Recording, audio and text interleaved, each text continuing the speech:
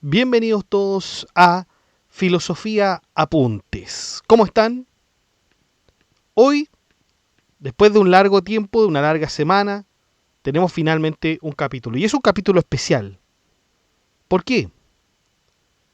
Es un encargo especial que versa de un escritor y filósofo llamado Adrián Gordaliza Vega.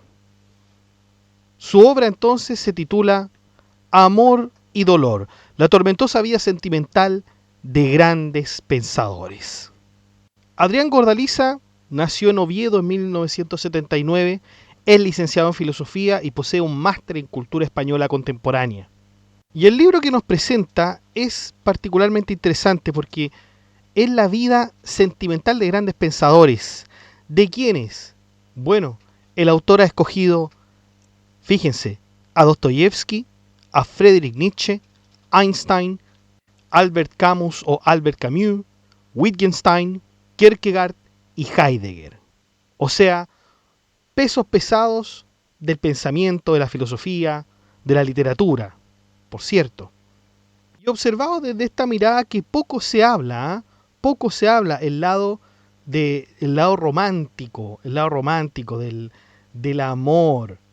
Pero como ustedes pueden apreciar, son personajes que obviamente se sabe, digamos, de manera somera, que tuvieron ciertos problemas amorosos, que muchos de ellos tuvieron obsesiones, infidelidades y fracasos amorosos.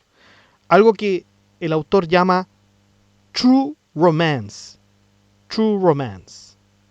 Entonces, uno podría pensar que esto es una especie de novela, de ficción, pero no, les tengo que dejar claro que no, esto no tiene nada de ficción, es tomado justamente de la biografía de estos autores, y en consecuencia aquí no nos vamos a encontrar con nada fantástico, con nada de imaginario, no, es la vida real de estos personajes, la vida amorosa de estos personajes tal cual fue.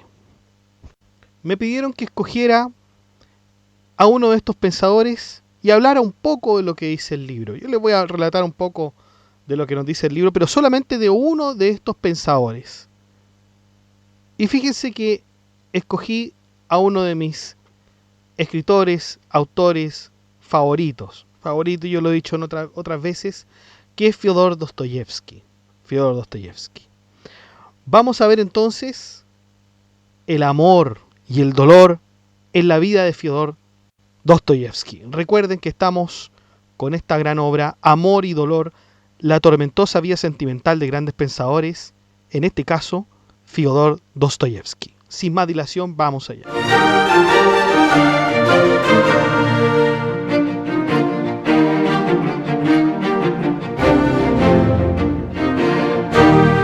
Bueno, unos datos biográficos antes de seguir. Tenemos entonces a Fyodor Mikhailovich Dostoyevsky. Nació el 11 de noviembre de 1821, 30 de octubre según el calendario juliano, que estaba vigente en Rusia, recordemos. Nació en Moscú, dentro de una familia de clase media. Su padre, Mikhail Dostoyevsky, era médico militar del Hospital Mariinsky para pobres, mientras que su madre, María Nechayeva, era una mujer profundamente religiosa quien introdujo a sus hijos en la lectura de la Biblia desde temprana edad. En 1837 falleció su madre víctima de una tuberculosis y 2 años después murió su padre en circunstancias que durante mucho tiempo se consideraron misteriosas, y esto marcó la vida de Dostoyevsky, por supuesto. De hecho, como su padre era militar, a pesar de tratar de llevarlo por ese camino, Dostoyevsky la verdad es que no tenía ningún entusiasmo por la carrera militar. No tenía entusiasmo por los estudios de ingeniería militar que su papá a donde su papá lo habría incorporado. No le gustaba. Era mucho más adherente a la filosofía, a la poesía, a la literatura. y tampoco le interesaba mucho la carrera militar debido a su complexión. Dostoyevsky no era un atleta, no tenía el cuerpo como para, digamos, resistir una carrera militar, tenía una calvicie temprana, entonces esto lo alejaba bastante de aquel ideal de un caballero militar. Entonces él sabía que no se iba a convertir jamás en un oficial, digamos, imponente, de alto rango, reconocido por todo. Entonces no se veía mucho futuro, a pesar de los esfuerzos de su padre por incorporarlo en la carrera militar. Ahora, una cosa es que a ti te guste mucho la literatura, la escritura, etcétera, y otra cosa absolutamente distinta es que tú seas bueno para ello, tengas un talento y todos te reconozcan. Y efectivamente esto fue así. Y quedó muy claro en la publicación de su libro de 1845, Pobres Gentes, que es una gran novela de Dostoyevsky, la primera, podríamos decir, y que todos reconocían. ¿Ah? O sea, todo San Petersburgo hablaba de Dostoyevsky y hablaba de esta obra, de este autor absolutamente retraído, nervioso, tímido, que, insistimos, no tenía nada que ver con una carrera militar. Entonces todos lo reconocieron. El libro llegó a las estanterías y era la sensación del momento. Lo invitaron a fiestas, a salones literarios, discutía de temas con todo tipo de personas, pero siempre bien posicionadas en la sociedad. O sea, era el hombre del momento, era un joven, pero al mismo tiempo un hombre del momento. Y a Dostoyevsky, por supuesto, y quizá a cualquier persona no les agradó absolutamente. Uh-huh. De hecho, con el éxito de esta primera novela, él ya pudo abandonar la carrera militar y dedicarse de lleno a la escritura. Pero obviamente, naturalmente, ahora se esperaba otra novela de Dostoyevsky, otra obra que pudiera igualar o pudiera ser superior a Pobres Gentes. Entonces, obviamente Dostoyevsky sintió la presión. Todos estaban esperando otra obra igual de buena o mejor. Lamentablemente, esto no ocurrió, porque los libros que publicó no tuvieron tanto éxito. Recibió una ola de críticas negativas, y esto afectó enormemente su carrera.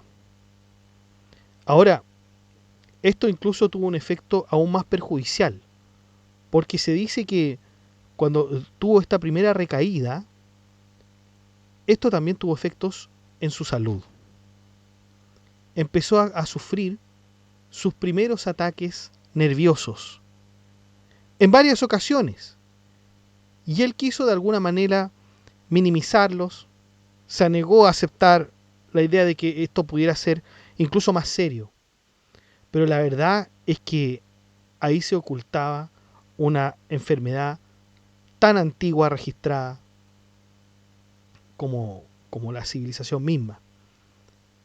Epilepsia.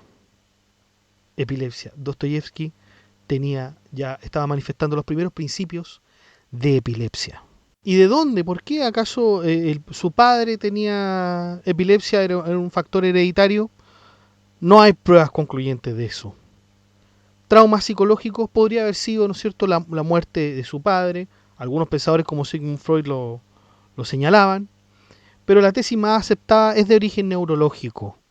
Se trataba seguramente de una epilepsia genuinamente neurológica, probablemente del lóbulo temporal, independientemente de factores psicológicos.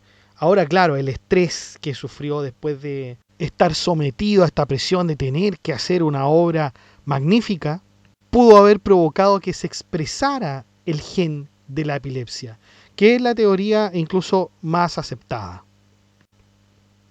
Por otro lado, tenemos el clima ideológico en la Rusia zarista del siglo XIX. Ustedes se podrán imaginar que todos estaban pensando en la posibilidad de abolir la servidumbre.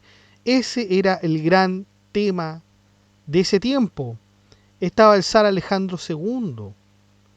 Y Dostoyevsky siempre fue adherente, siempre fue de la idea de otorgarle libertad a los siervos, a pesar de que su padre tenía una parcela cerca de Moscú con unas 100 almas, porque así se le llamaba a los campesinos de la época, que trabajaban la tierra de un amo. Y este pensamiento de Dostoyevski, por cierto, que era perseguido por las autoridades. No a Dostoyevski en particular, sino que en general esto era influenciado por el socialismo utópico francés. ¿Ah?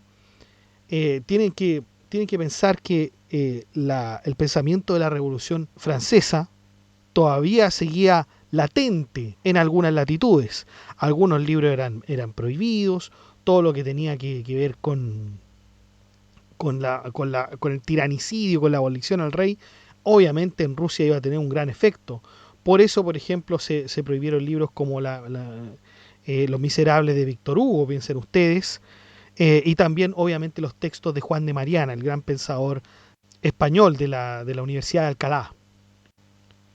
En el círculo de amistades, de intelectuales que estaba Dostoyevski, la verdad es que habían ideas muy, muy radicales. Algunos ni siquiera no admitían ninguna autoridad ni del zar ni de la iglesia. Eran ideas absolutamente revolucionarias.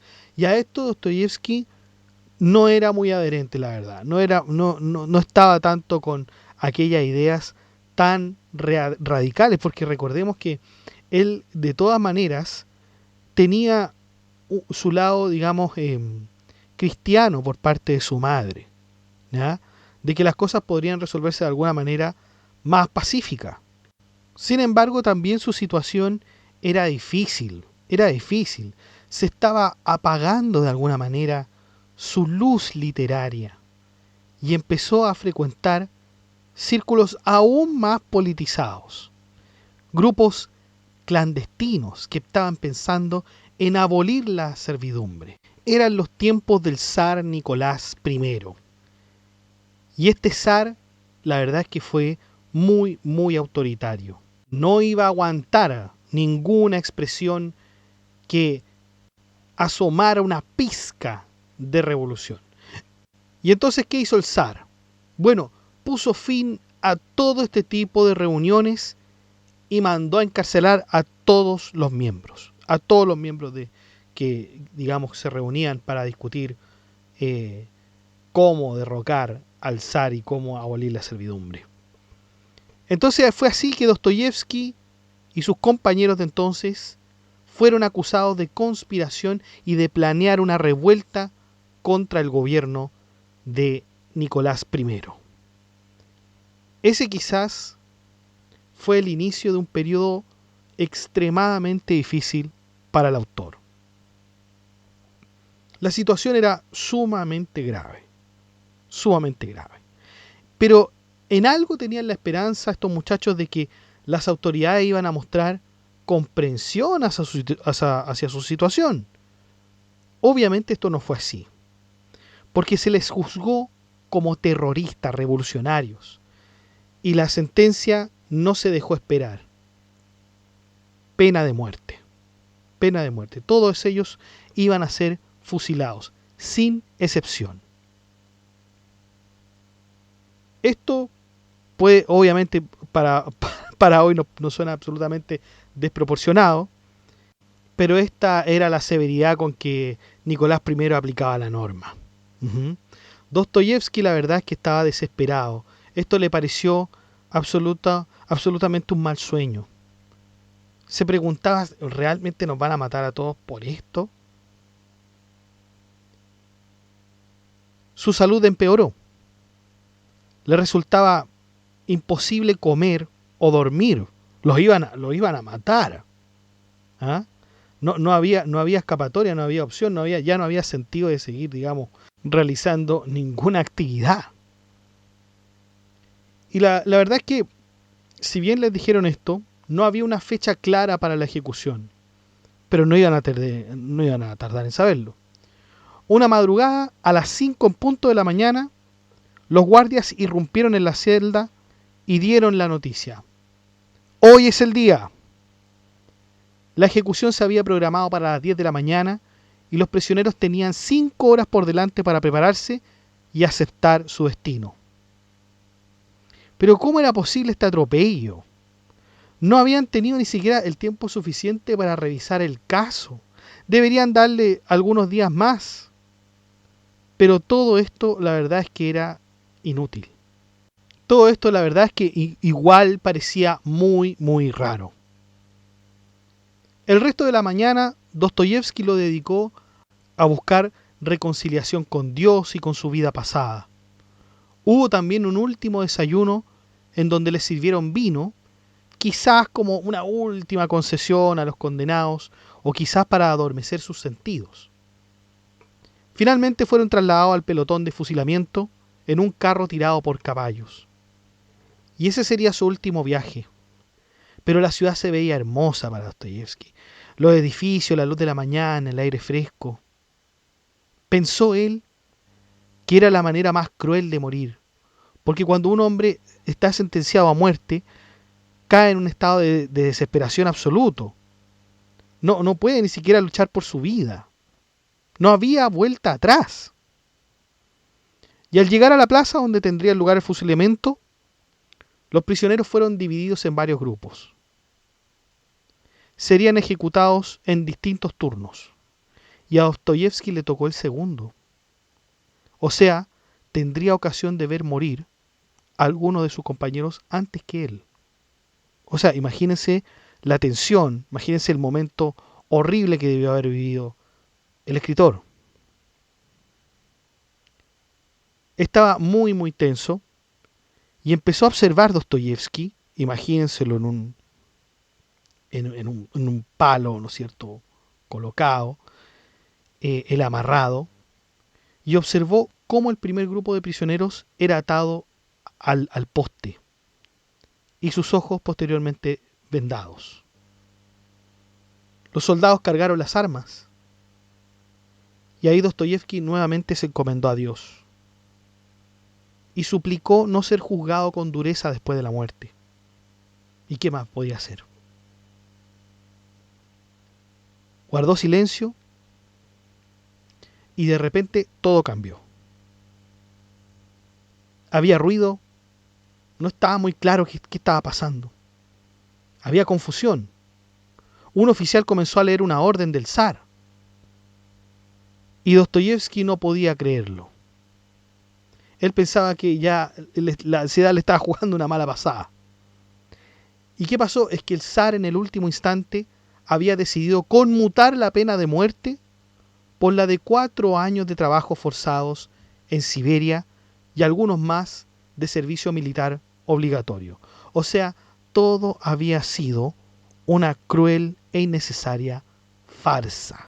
Una práctica muy, muy recurrente, incluso ya hasta el siglo XX, ¿no? Bueno, Dostoyevski suspiró aliviado. Estaba vivo. Pero, si bien continuaba con vida, ahora tenía que pasar por uno de los momentos más dolorosos de su vida. El cautiverio. ¿En dónde? En Siberia, muchachos. En Siberia. Una pesadilla difícil de olvidar. Ya no se sabía, después cuando Dostoyevski entra en trabajo forzado en Siberia, ya no se sabía si a lo mejor la muerte podría haber sido un acto de misericordia con respecto a él. Porque imagínense el frío, el olor pestilente, la suciedad, los grilletes, la crisis epiléptica, recordamos que tenía epilepsia, los abusos, los borrachos buscando pelea, la corrupción y más importante aún, la imposibilidad de escribir. Imagínense que para lo que uno nació o siente que uno nació, después de un momento a otro no lo puede ejercer. Después, no debería sorprender que años más tarde Dostoyevski escribiera Memorias de la Casa Muerta, en donde relató toda su experiencia siberiana. Tenía 28 años Dostoyevski en el momento de su condena. Y cuando fue liberado, parecía que tenía 100 años. Parecía que tuviera 100 años. Y sin embargo, eso todavía no había terminado. O sea, porque de los trabajos forzosos, acuérdense que él tenía que servir al ejército. Y durante ese tiempo tuvo prohibido publicar libros. Además, para peor, se le prohibió entrar en Moscú o en San Petersburgo. ¿Y qué tenía importante ahí Dostoyevsky en Moscú o San Petersburgo? Bueno, ahí era la ciudad donde había vivido su querido hermano Mijail. Después de Siberia, entonces, realiza su servicio militar forzado en Semipalatinsk, que es lo que hoy sería parte de Kazajstán.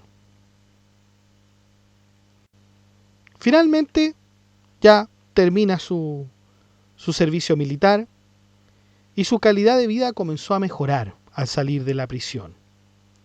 Pero el carácter de Dostoyevsky había cambiado. Ya no era la misma persona, por supuesto. Estaba demacrado, pálido. O sea, imagínense si ya joven tenía ciertos problemas de aspecto, ¿no es cierto?, de anatomía, qué sé yo. Ahora mucho más, mucho más. Se había vuelto irascible, esquivo. Lo único que podía hacerle sentir mejor era escribir. Y necesitaba una manera de volver a publicar, pero le resultaba imposible porque la prohibición todavía estaba pesándole. Y todo esto como si él no hubiese tenido suficiente con los años que había pasado en prisión. Pero además tenía que mantenerse. Entonces, para ganar algo de dinero, comenzó a dar clases particulares a los hijos de familias adineradas. A la edad de 32 años, se enamoró por primera vez. La persona en cuestión era María Isaeva. Y aunque el sentimiento era mutuo, la relación no era fácil. ¿Por qué? Porque María Isaeva, en primer lugar, era una mujer casada. Ella vivía con su marido, Alexander Ivanovich Isaev, que era un funcionario de impuestos internos, pero además era un tremendo bebedor. Ambos tenían un hijo de 7 años. Y con la intención de acercarse más a María, Dostoyevsky se ofreció a darle clases particulares a su hijo Pasha. Y era obviamente un pretexto para estar más cerca de ella, sin levantar sospechas. Comenzó el romance entre los dos, aunque desafortunadamente no estaba destinado a durar mucho tiempo. Alexander Ivanovich, que recordemos el marido, había encontrado un nuevo trabajo a 700 kilómetros de distancia, por lo tanto se tuvieron que mudar. El día de su partida, Dostoyevsky ideó otro plan. Invitó al matrimonio a una fiesta de despedida, sabiendo que el marido obviamente se iba a emborrachar hasta la médula. Solo entonces los dos amantes tendrían tiempo para despedirse y pasar unos momentos a solas. Y así lo hicieron. Se abrazaron, lloraron. Dostoyevsky no la olvidó. De hecho, se obsesionó con la idea de volver a verla. El dolor le impedía hacer cualquier otra cosa, incluso escribir. Entonces diseñó una nueva estrategia para reencontrarse con María. Se iban a reunir en un territorio neutral. Se apresuró entonces Dostoyevsky a escribir una carta a María explicándole los detalles del plan. Él fingiría estar enfermo y viajaría con la excusa de visitar a un médico. Y ella también, obviamente, tenía que inventar una excusa para encontrarse y eso se lo dejaba en sus manos. Y Dostoyevsky estaba muy entusiasmado, estaba lleno de esperanza, estaba ansioso por ver de nuevo a María. Sin embargo, al llegar al lugar donde se suponía que se iban a encontrar, chocó Dostoyevsky con la dura realidad. María no estaba allí. Y parece que no iba a aparecer. Lo único que encontró fue una nota escrita a mano por ella, explicándole que no había podido acudir. Y Dostoyevsky se preguntaba por qué. Pareciera ser que la situación de María había cambiado drásticamente. Pero Dostoyevsky no se rindió. Regresó a casa ese mismo día, abatido, por cierto, abatido, el ánimo absolutamente deshecho. Pasó el tiempo y aunque seguía entristecido por la ausencia de María, comenzó a aceptar el hecho de que quizás nunca volverían a verse. Pero unos meses después recibe una carta inesperada. María Isaeva le anunciaba que su marido había muerto. Es probable que a María Isaeva, la muerte de su marido, de Alexander, no fuera un motivo absoluto de tristeza. Pero el tema es que se encontraba en una situación bastante difícil María, porque era viuda, con un hijo que tenía que cuidar y no tenía ningún ingreso. Su posición financiera era realmente precaria. Y Dostoyevski no lo pensó dos veces. Incluyó una pequeña cantidad de dinero en una carta y junto a ella una propuesta de matrimonio, inmediatamente. La respuesta de María no se hizo esperar. Dostoyevski se sintió aliviado al ver que en tan solo una semana ella le había respondido. Pero cuando abrió la carta, una decepción. María rechazaba el plan, con puño y letra, rechazaba el plan. O sea, le dijo, en otras palabras, te aprecio profundamente, pero la verdad es que con tu posición actual no es posible que tú puedas mantenerme a mí y a mi hijo. O sea, en estas condiciones no podemos hacer nada. Tenemos que ser realistas. Dostoyevski no fue un hombre realista, ¿ya? Y por eso mismo nunca se dio por vencido.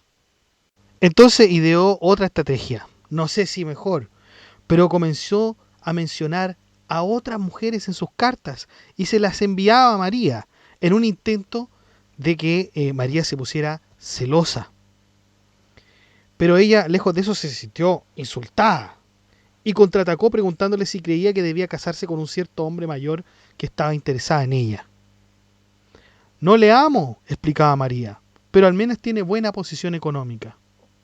¿Qué opinas, Fiodor? ¿No te parece que es una buena oportunidad para Pasha y para mí? ¿Pero qué era esto para Dostoyevski, que había soportado la muerte de su madre a los 15 años, un intento de ejecución, 4 años de trabajo forzado en Siberia? Pero a pesar de todo esto, de todo el dolor que había sufrido él, que ya conocemos, esto sí que era un dolor inexplicable, inconmensurable. Imagínense este gesto de una mujer que de alguna manera lo manipula. Esto le dolió mucho más que sus años en Siberia, que el servicio obligatorio, que el intento de ejecución. Impresionante, ¿no? Lloró toda la noche, toda la noche. Se había convertido, sin él notarlo, en un personaje de sus novelas. No, por favor, María, no lo hagas. No podré vivir sin ti. Al menos eso es lo que hizo entender a María en sus cartas. María estaba dispuesta a casarse con Dostoyevski, pero ella quería garantías. Necesitaba que fuera ascendido a oficial y que recuperara su libertad para publicar de nuevo. La pareja necesitaba ingresos. Y animado en todo caso por la esperanza que ella le había dado, Dostoyevski decidió cruzar los más de 700 kilómetros que los separaban. Y era una visita sorpresa. Sin duda lo fue. Pero la verdad es que no en un sentido positivo. Porque Dostoyevski y María no se habían visto desde su separación en Semipalatinsk. Cuando María lo vio llegar, ella rompió a llorar. Y él no entendía nada de lo que estaba pasando. No sospechaba que todo se habría complicado enormemente en los últimos días. Resultó que había aparecido un nuevo pretendiente, un maestro de escuela de 24 años. Parece que el joven le propuso matrimonio a María y ella, dudando todavía de que Dostoyevski tuviera una situación económica mucho mayor, había aceptado la propuesta. Y Dostoyevski no lo podía creer, no lo podía creer. Estaba enamorada de un jovenzuelo. Y María tenía la obligación de responder clara y directamente a la pregunta, porque no es una pregunta cerrada. Entonces, se dieron cuenta, además, que la situación económica del pretendiente era tan mala como la de Dostoyevski. María, entra en razón, le decía Dostoyevski. Pero Dostoyevski, fiel a su estilo, continuaba. Trató de intervenir y de separar a la pareja, pero todo resultó en vano. trató de aparentar ser alguien que realmente no era, un hombre racional y maduro. En los días posteriores al anuncio, se hizo amigo del joven pretendiente y trató de hacerle ver que, en su posición económica, no era buena idea hacerse cargo de una viuda y su hijo. María se sorprendió y se conmovió por esta nueva faceta de Dostoyevski. Cuando se despidieron, María le pidió que no se desesperara porque ella no estaba completamente decidida a casarse con ese maestro de escuela. Sin embargo, Dostoyevski sabía que cuando regresara a Semipalatinsk iba a ser muy difícil recuperar el favor de María. Entonces, de alguna manera, se resignó a perderla para siempre. Y en un gesto de buena voluntad, quiso ayudar a la pareja, usando sus contactos, para que este maestro obtuviera un ascenso y un mejor salario. Afortunadamente fue un gesto que inclinó la balanza a favor de Dostoyevski, porque María quedó tan impresionada que parecía que volvía a enamorarse de él. Ahora, también ayudó el hecho de que Dostoyevski había sido ascendido a oficial en aquel momento. Entonces, sin perder un minuto, volvió a viajar para ver a María y le pidió matrimonio por segunda vez. Y esa vez aceptó emocionada. Pero había algo extraño. Ya no era la misma María. Había cambiado físicamente. Dostoyevski se dio cuenta y la encontró más delgada, más pálida. Y eso no era un buen presagio. En fin, tras muchas dificultades, se casaron 3 meses después de una ceremonia muy sencilla. Todo indicaba que aquel sería el comienzo de un nuevo capítulo. Quizá uno más feliz. Pero es Dostoyevski, muchachos. Es Dostoyevski. Aquí hay finales felices. Bueno, quizás sí, quizás sí. Durante la misma noche de bodas, Dostoyevski sufrió un grave ataque epiléptico. En la noche de bodas, muchachos, ustedes pueden imaginar cuál es ese escándalo. Y María se quedó horrorizada, porque convulsiones, observó la espuma que brotaba de su boca, los espasmos nerviosos, los delirios. María se sintió absolutamente engañada, como si la hubieran estafado para casarse con un hombre defectuoso, enfermo. Y ella no quería algo así en su vida. Después del ataque epiléptico, nada volvió a ser igual. Dostoyevski y María perdieron rápidamente el interés el uno por el otro.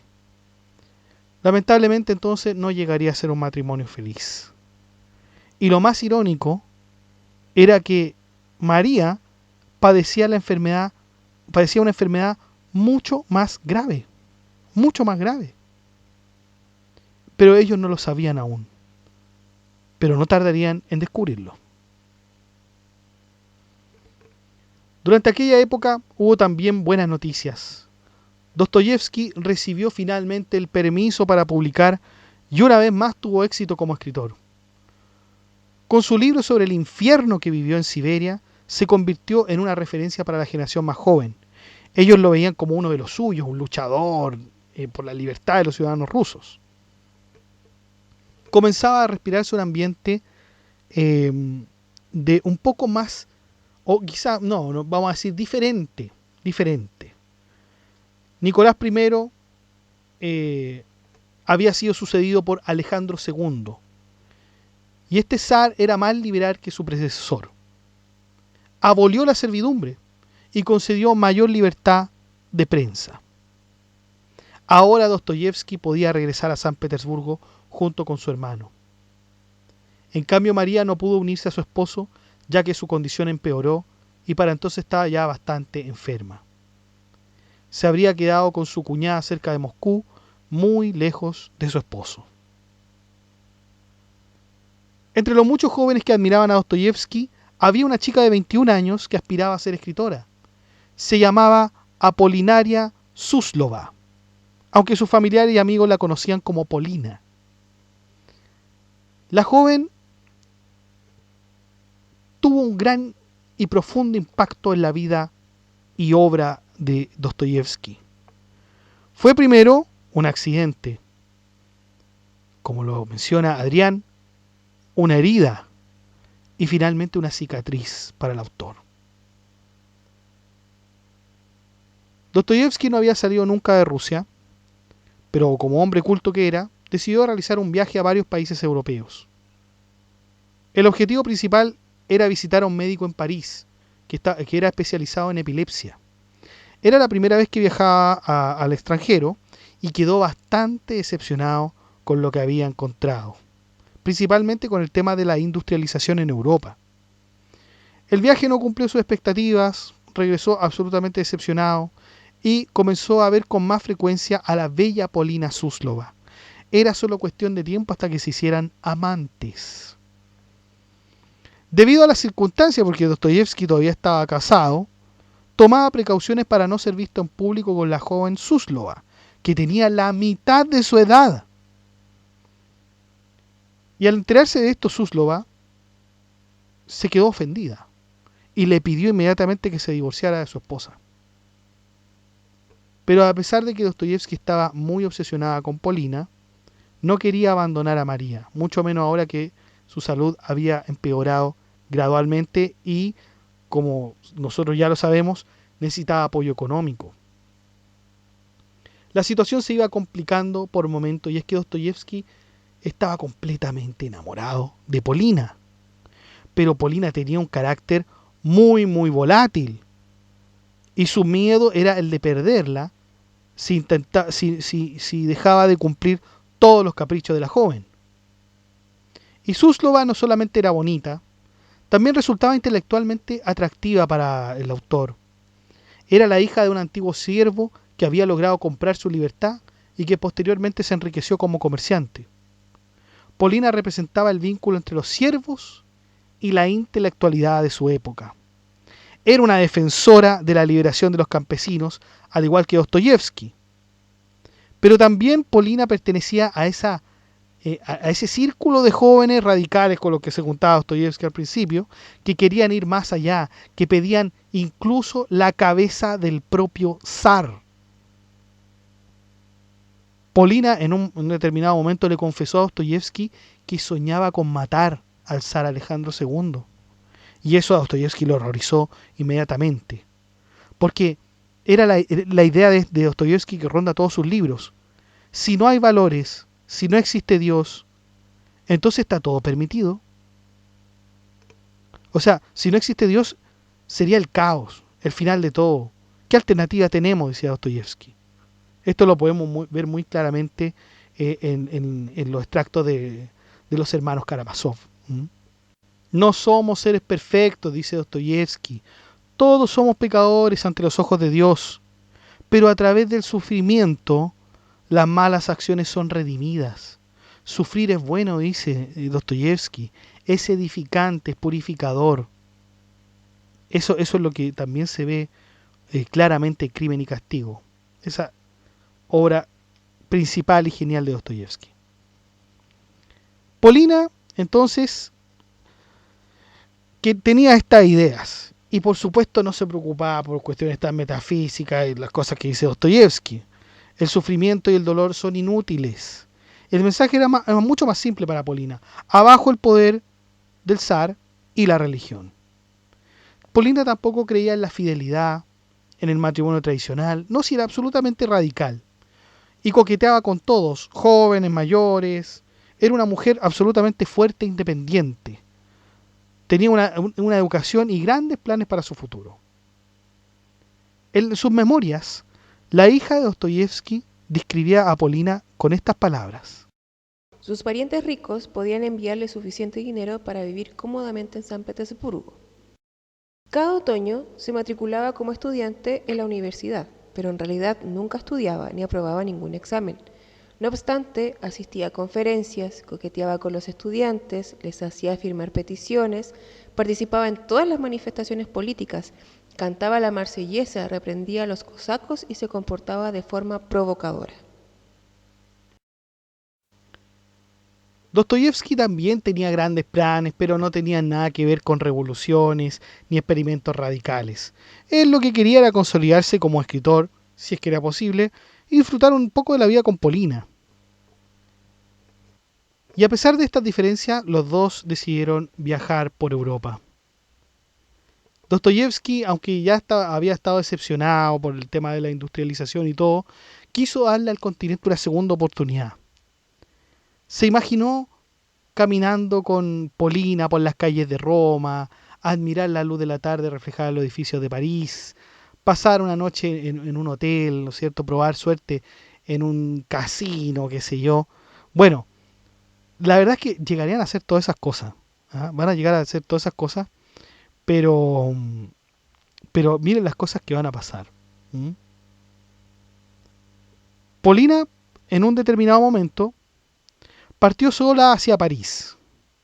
Dostoyevsky la iba a ver después, unos días después. Mientras tanto, él aprovecharía para cerrar algunos asuntos relacionados con una revista que él tenía que se llamaba Tiempo, que era una revista que había fundado junto con su hermano Mijail. Después de eso, Dostoyevsky quedaría libre para viajar con Polina durante unos meses. Y cuando todo parecía estar en orden, todo se encontraba listo para emprender el viaje, recibe mala noticia nuestro autor.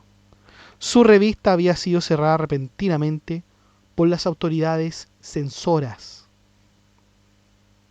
Y el tema es que esto era uno de los pocos ingresos que tenía Dostoyevsky. Se quedaría en la ruina y las deudas no dejaban de acumularse. Mientras intentaba resolver esta situación, los días iban pasando y Polina esperaba sola en París. O por lo menos eso es lo que Dostoyevsky creía. Sabía que no tenía más remedio que pedir un préstamo, o sea, encalillarse en más deuda. Casi 2 meses después de la fecha, Dostoyevsky finalmente toma un tren hacia París. Había sido una época difícil y sentía la presión por todas partes. Los acreedores, su hermano Mijail, su esposa, su hijastro Pasha, todos le pedían dinero. Estaba desesperado por encontrarse con Polina, pero también tenía esta preocupación por todas las deudas que tenía. Estaba consumido por ese pensamiento. ¿Qué va a pasar? Polina me estará esperando. Habrá conocido a otra persona. Era una chica inestable. Y Dostoyevsky sabía que Polina no iba a estar muy contenta con él si lo dejaba esperando mucho tiempo. Pero también creía Dostoyevsky que todo esto se iba a arreglar cuando él llegara. Y en el camino hacia París, el tren hizo una parada en la ciudad balneario de Wiesbaden, en donde, a diferencia de en Rusia, los casinos y el juego estaban permitidos. Y ahí era la ocasión perfecta para probar suerte en la ruleta, por supuesto.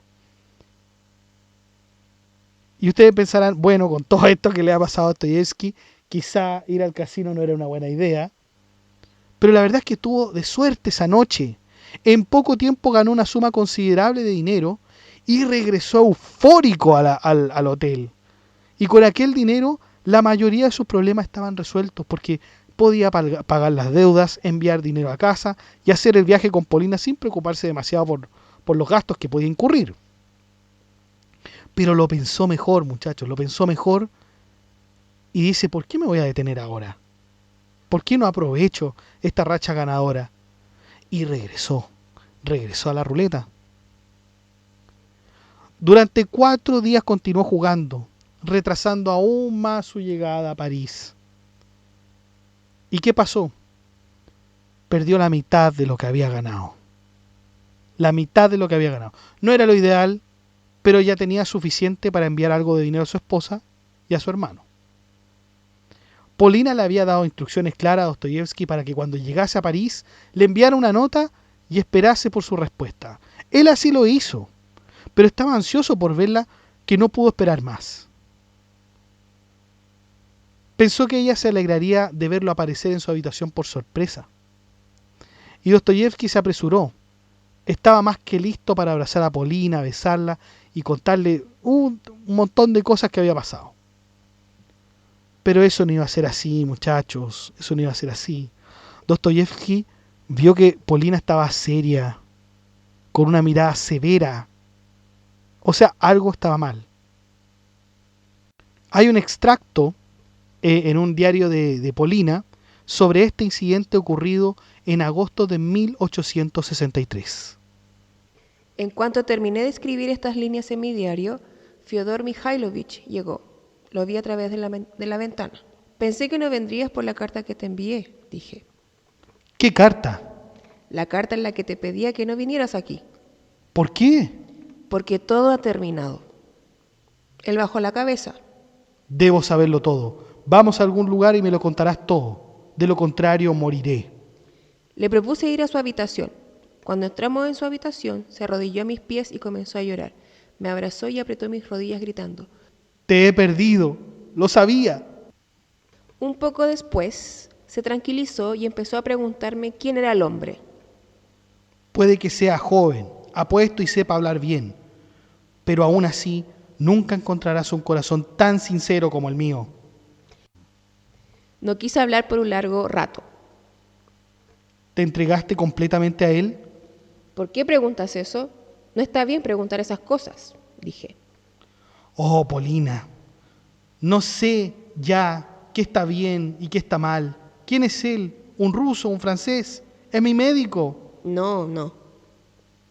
Le dije que estaba profundamente enamorada de otro hombre. ¿Eres feliz?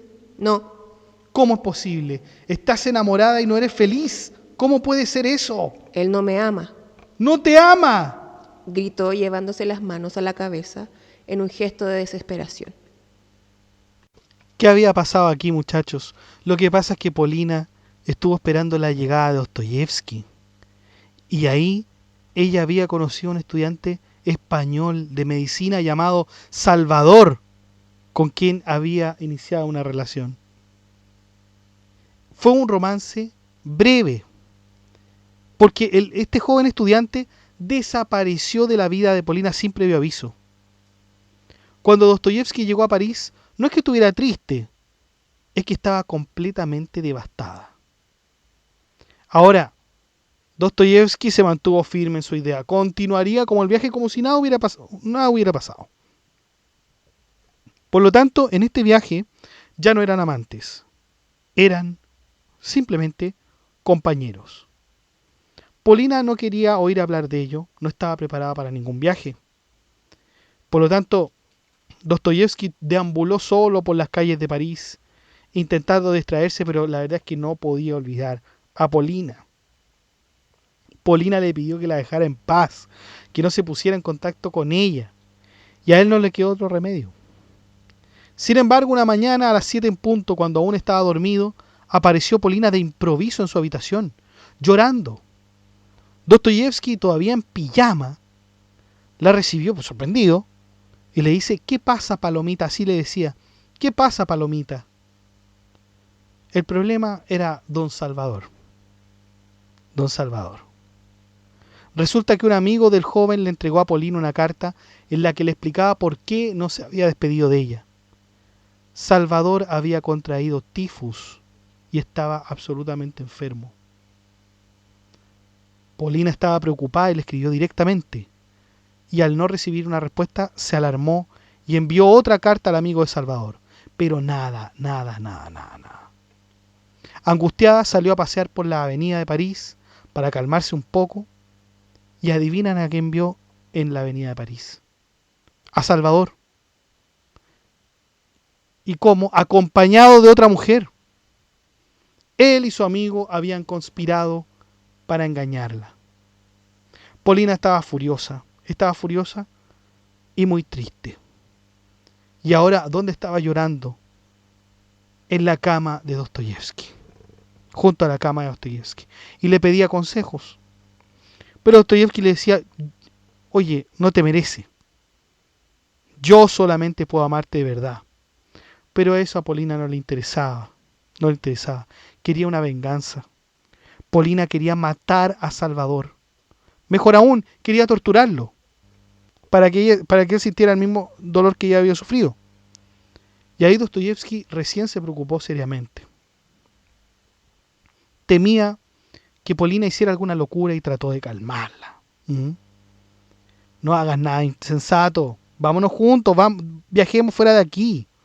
Vámonos a Italia. Y a Polina le gustó la idea. No tenía nada que perder. Pero no estaba tampoco de humor para las atenciones de Dostoyevsky. Pero bueno, no tenía mucha más alternativa tampoco. Y en su viaje, Dostoyevsky tenía otro plan. ¿Por qué no vamos al casino de Baden-Baden? Podría ganar algo de dinero extra en la ruleta y así comenzar un viaje de lujo. Y las cosas parecían mejorar. Dostoyevsky ganó dinero en su primera noche. Y Polina se mostraba algo ya menos distante. Se alojaron en habitaciones separadas, pero en ocasiones ella le permitía entrar en la suya. Ahí hubieron una que otra cosa, pasaron el tiempo juntos, pero algo no muy comprometedor tampoco. Y a Dostoyevsky esto lo frustró y vamos con la ruleta nuevamente. En un determinado momento jugó tanto que lo perdió todo, absolutamente todo. No podía pagar el hotel. Tuvo que escribirle carta a su hermano para que le enviara dinero, porque de lo contrario no podrían haber continuado el viaje. Pero el dinero no llegaba. Entonces, ¿qué tuvo que hacer Dostoyevsky? Empeñar su reloj. Y Polina tuvo que hacer lo mismo con uno de sus anillos. Una tremenda vergüenza. Llegaron a Turín, se quedaron en un hotel, pero no sabían cómo pagar la cuenta. La situación estaba volviendo bastante desesperante y Polina estaba aún más distante y enojada que nunca. Y entonces llega el dinero de su hermano Mijail. Sin embargo, Dostoyevsky, más que el dinero, seguía pensando en Polina. Un día se acercó directamente a ella y le preguntó: ¿sigues pensando en él? Pero era obvio que ambos sabían la respuesta. Ya Polina estaba absolutamente obnubilada por su amor salvador. Ya su palomita había volado y no podía culpar a nadie por ello. Pero a pesar de todo, viajaron, fueron a Roma, a Nápoles. Pero claro, el ambiente entre ellos, la relación entre ellos era un témpano, muchachos, un témpano. Iba siendo hora ya de volver a casa. Después de más de 2 meses de viaje, Dostoyevsky debía regresar y enfrentar a los problemas que le esperaban en Rusia. Irónico porque quería escapar de todos ellos, pero ahora creó otros nuevos. O sea, Europa, mala idea por segunda vez. Llegaron a Alemania, específicamente en Berlín, y ahí los dos se separaron. La relación ya se estaba agotando. Entonces ya era hora de separarse. Y Dostoyevsky, ya en el último tramo de su viaje, ya estaba sin Polina y sintió esa necesidad de probar suerte. ¿A dónde? En el casino. O sea, se estaba saboteando una vez más. Jugó y lo perdió todo. Lo perdió todo. ¿Y qué iba a hacer? Nada, pues, muchachos. ¿Quién lo fue a salvar? Polina lo rescató. Desde la distancia empeñó su reloj y envió el dinero a Dostoyevsky. No era mucho, pero era justo y necesario para poder regresar a su casa, donde su esposa lo esperaba.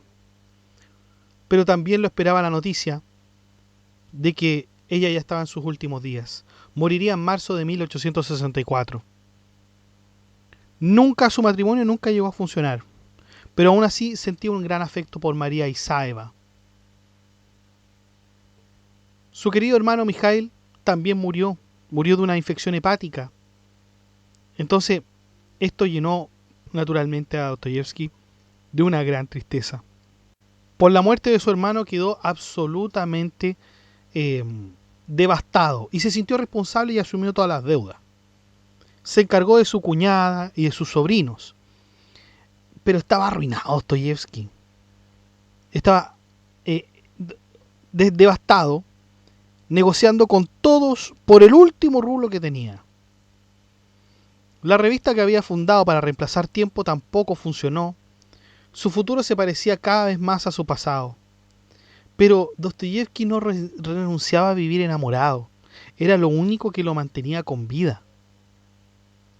¿Y qué pasó? Bueno, empezó a buscar activamente otra esposa. Esta vez con Ana Vasilievna, que al igual que Polina se trataba de una escritora de 20 años que admiraba mucho a Dostoyevsky. Ana le había enviado algunos relatos para que publicara en su revista y se impresionó por la joven Dostoyevsky. La invitó a visitarle cuando estuviera en San Petersburgo y meses después, junto con su madre, su hermana, sus tías, se mudó temporalmente a la capital rusa. Dostoyevsky logró ganarse la confianza de la familia y comenzó ahí un cortejo que la verdad no era bien visto por la familia de Ana. Pero contra todo pronóstico la pareja conectó muy bien. Conversaban, tenían largas conversaciones, discusiones animadas, de todo tipo de temas. La joven parecía disfrutar la atención del escritor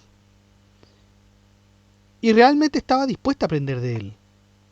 Se sentía atraído por el intelecto y por un hombre que tenía el doble de su edad, pero que parecía aún mayor incluso. Ahora, todo iba bien, hasta que Dostoyevsky tuvo un ataque de celos. Por un joven general que parecía estar demasiado interesada en Ana. Y se comportó como un adolescente. Le hizo una escena. Ana y su familia se distanciaron entonces paulatinamente de él. Ambos discutían ahora abiertamente.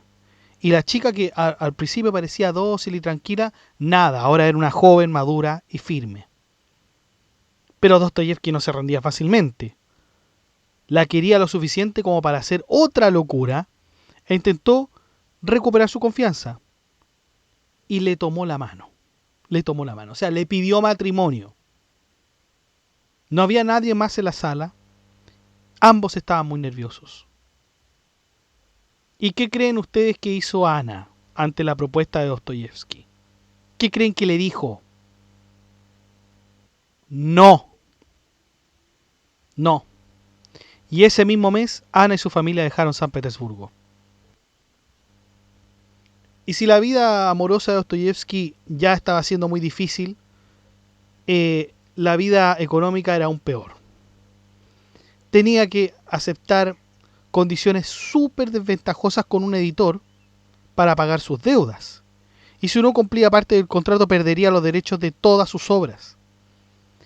Y con el poco dinero que le quedaba, decidió que la única salida a esta situación, ¿cuál era? ¿Cuál creen ustedes? La ruleta. Regresó a Wiesbaden y era todo o nada. Y como siempre, nada. Ni siquiera le quedó dinero para comer. Durante 3 días solo bebió té. No podía pagar el hotel y temía que la policía apareciera en cualquier momento para llevárselo a la cárcel. En su desesperación escribe nuevamente a Polina para pedirle dinero. Pero Polina no lo podía ayudar porque también se encontraba en una situación bastante difícil.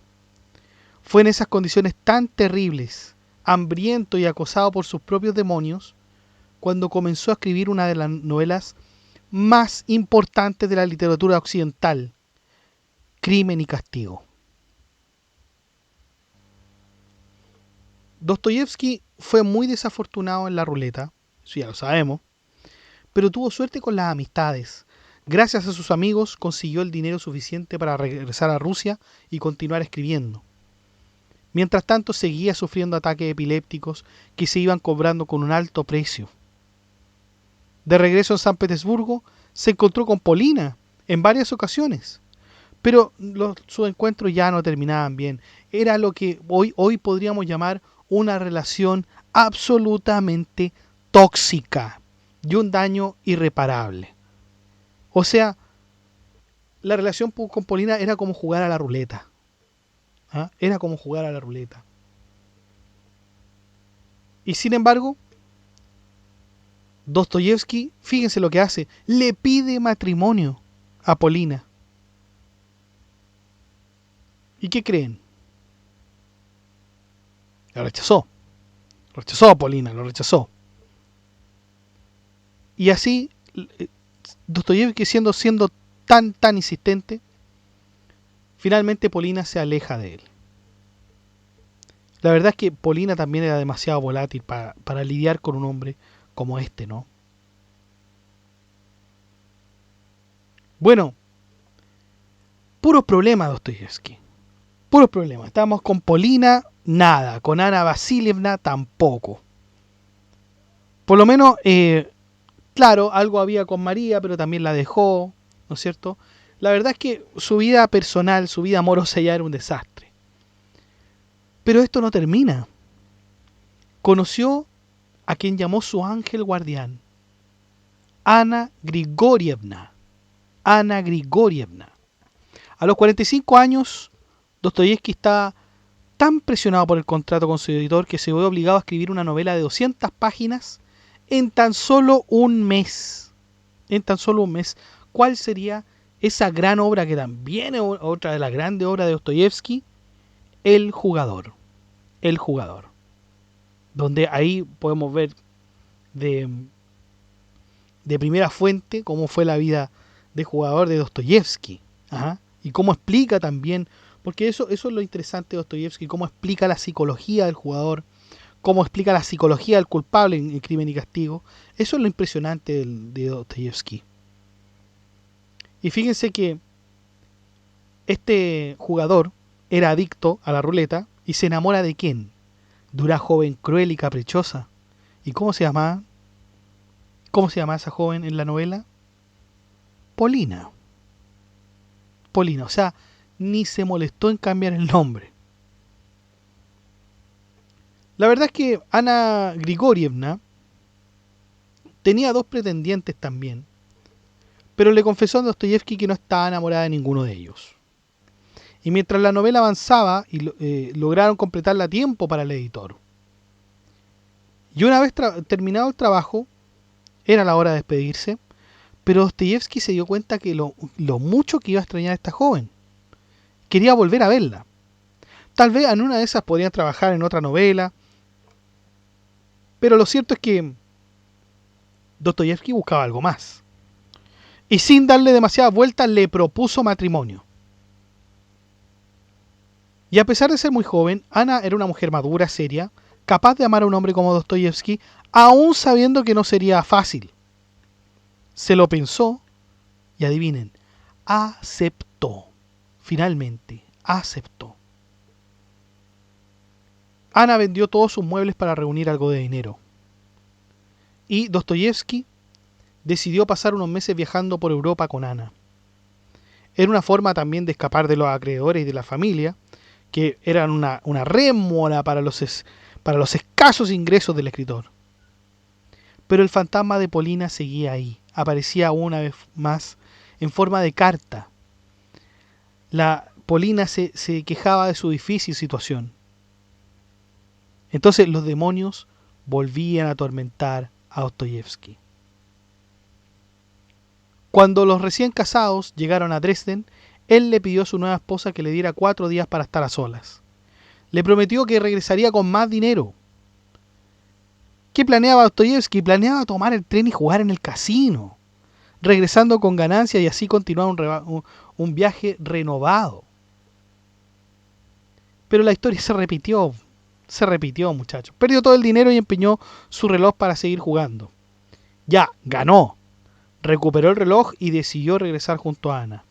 Pero la ruleta seguía llamándolo. Jugó una y otra vez hasta que volvió a perderlo todo.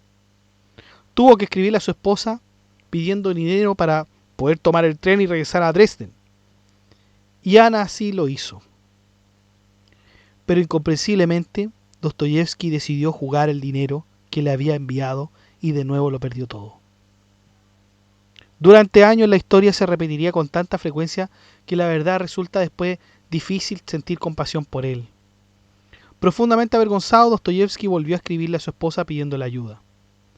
En ese sentido, Ana no era como las demás, estaba dispuesta a perdonar a Dostoyevsky una y otra vez. Cuando él llegó a la estación y vio a Ana esperándolo ansiosa y feliz de tenerlo de vuelta, supo que aquella joven ahora embarazada era la compañera ideal que siempre había buscado. Y justo en ese momento recibió otra vez una carta de Polina. Pero esta sería la última. Cansado, Dostoyevski dijo de ella: es una persona que lo exige todo de los demás, pero no cree que ella misma tenga ninguna obligación. Todavía la amo mucho, pero ojalá no lo hiciera. No se merece este amor. No tiene ningún tipo de humanidad conmigo. Ella sabe que todavía la amo. ¿Por qué me tortura? No me ames, pero tampoco me tortures. Bueno, la vida de Polina estaba llegando también a su fin. Pero la verdad es que Ana Grigorievna fue la mujer que más y mejor amó a Dostoyevski. Ella se quedó hasta el final con él, pero pasaron años muy difíciles, o sea, perdieron a 2 hijos, Dostoyevski siguió apostando dinero una y otra vez, hubo enfermedades, desacuerdos, celos, como era Dostoyevski, pero juntos fueron mucho más fuertes. Incluso Ana mantuvo a raya a quienes querían aprovecharse de la generosidad de Dostoyevski. Afortunadamente el amor de Ana fue correspondido por Dostoyevski, y esa fue la clave para superar los muchos sufrimientos que atravesaron juntos, porque pobreza, deudas, pérdidas dolorosas, críticas negativas. Solo hacia el final de su vida, especialmente en el último año, Dostoyevski empezó a ser reconocido como el gran escritor ruso que era. Fue entonces cuando su posición social y económica mejoraron. Murió en su cama el 9 de febrero de 1881 y relativamente joven, tenía 60 años. Sobre Polina diremos que no se suavizó con la edad. A los 40 se casó con un joven de 16 años menor que ella. Su marido, Vasily Rozanov, a pesar de su juventud, era uno de los filósofos más controvertidos de Rusia en aquel momento. Irónicamente, él estaba totalmente cautivado por la figura y obra de Dostoyevski. Su matrimonio fue terriblemente difícil y no duró más de 6 años. Polina se marchó con otro hombre. Nunca dio la impresión de respetar a su marido. Y bueno, muchachos, así termina entonces esta vida de amor y dolor en Dostoyevski. ¿Ah? Interesante. Nosotros ya sabemos algo de Dostoyevski en general de su vida, pero estos acontecimientos específicos con estas mujeres, la verdad es que no se habla mucho. Pero ¿qué podemos decir, muchachos? Un hombre absolutamente perturbado en la vida. Le tocó, por cierto, acontecimientos absolutamente difíciles de superar. ¿Quién podría pasar por eso y quedar indemne? Absolutamente nadie. Y sin embargo, él tenía su motivación. Su motivación, como podemos ver, es el amor. Él podía perderlo todo, le daba lo mismo. Mientras tuviera amor, él estaba todo bien. Para Dostoyevski. Pero también es importante lo que nos dice aquí Adrián Gordaliza Vega, que es esto de que para Dostoyevski era muy importante el concepto de dolor. ¿Ah? Sí, tenía que haber amor. Eso era el impulso que lo motivaba a vivir, a continuar. Pero el dolor también era necesario, el sufrimiento también era necesario. Y quizás por eso, aunque él pudo haber sufrido físicamente, espiritualmente, él siguió con su corazón, digamos, no tuvo miedo a amar nunca hasta el último día de su vida. Impresionante e inmejorable esta obra que nos da Adrián Gordaliza Vega. La verdad es que desde Filosofía Apunte nosotros agradecemos que nos den acceso a parte de este libro. Yo los invito encarecidamente a que lean el resto de las historias de este amor y dolor en los grandes pensadores, porque la verdad es que si el de Dostoyevski le gustó bastante, yo creo que el del resto de los pensadores es tan interesante como el que acabamos de leer. Dejo invitados al grupo de WhatsApp para que se enteren de las últimas novedades y al grupo de la comunidad para que hablemos este y otros temas.